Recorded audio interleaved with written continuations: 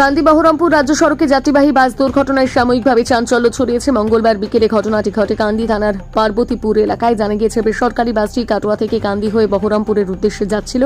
এমন সময় হঠাৎ করে যাত্রীবাহী বাসে টায়ার পাংচার হয়ে গেল। রাস্তার ধারে নয়নছুলিতে নেমে যায় যাত্রীবাহী বাস। মূলত অতিরিক্ত গতি নিয়ন্ত্রণ না করতে পারার এমন দুর্ঘটনা বলে প্রাথমিক অনুমান। যদিও এই ঘটনায় কয়েকজন প্রাথমিকভাবে আহত ছাড়া হতাহতের তেমন কোনো খবর নেই।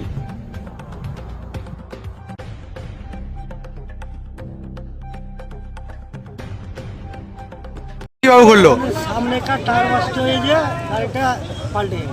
আচ্ছা, এই যাত্রীদের কি উদ্ধার করা হয়েছে? সব কার ক্ষেত্রে না, একজনের মাথায় লেগেছে, একজনের এই কপালে লেগেছে, কপালটা কেটে গেছে।